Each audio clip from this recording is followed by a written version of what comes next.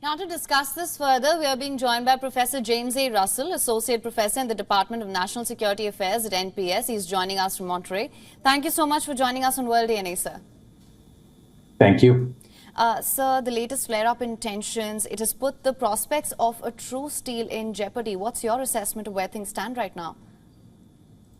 I think the truce is dead. Well, not that it was ever agreed to anyway.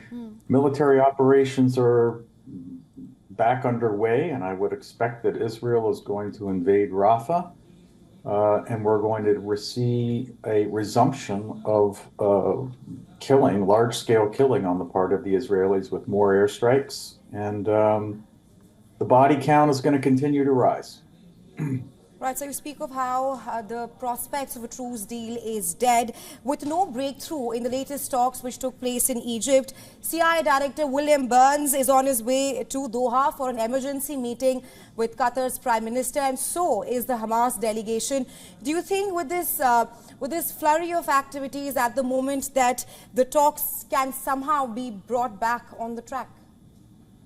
I think the only way these talks can be brought to any kind of meaningful action is for the United States to start exerting real actual influence on Israel's behavior. The Biden administration has shown no inclination to want to do this. Since the start of the crisis, the Israeli Prime Minister has gratuitously slapped around the American president. The American president has put up with it. He declines to introduce any conditionality to American military aid and economic aid and political support that is enabling Israel's genocidal campaign. And until the United States is willing to step up to the plate and take meaningful action to try to curb some of Israel's egregious behaviors, I don't think there's anything that's going to happen. I think the slaughter is going to continue, and it's going to start soon. Right, sir, absolutely. Now, just for more clarity on this, even though you've touched on this already, we've seen that Israel right from the start had been very adamant on a Rafah offensive, and that in fact was a bone of contention in these truce talks as well. Now, Israel has in fact redoubled its efforts. It's said that nothing is going to stop Israel from defending itself, and if it has to stand alone, it will. That being said, how do you reckon things panning out in the region? Well, I think that Israel shows, I think, again, as I've said before about Prime Minister Benjamin Netanyahu, as dangerous and destructive a figure he is, you can't accuse him of not being clear about what he stands for. And he has said that he's prepared to stand alone. And I don't think Israel cares one whit about what the region thinks of what it's doing in Gaza. This points to this fundamental sort of disagreement, if you will, or a different outlook between the United States and Israel.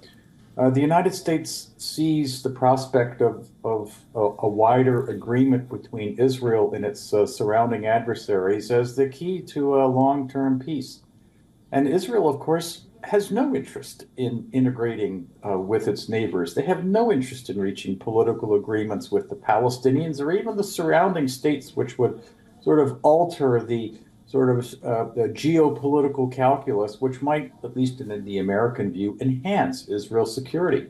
Israel sees its security as a function of bombs, of fences, of detention centers, and throwing the Palestinians in concentration camps. And that's what this is about. And that's the outcome that I think we can expect to see over the next month or so, which is that the citizens of Rafah are going to be moved into a concentration camp. Maybe it'll be at a refugee camp administered by the United Nations, but Israel wants the Palestinians out of Gaza, and they are going to start settling Gaza the way they have the West Bank.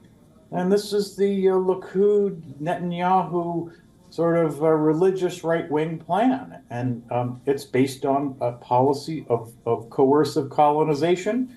And they are going to set about pursuing this. And, you know, the United States is enabling all of this, of course. But that's the outcome. It's the policy of coercive colonization is going to continue only now. It's going to also be happening in Gaza. Right, Professor James, with an imminent Rafah invasion, we'll have to wait and see how things pan out. Thank you so much for taking our time and joining us here on World DNA. Thank you.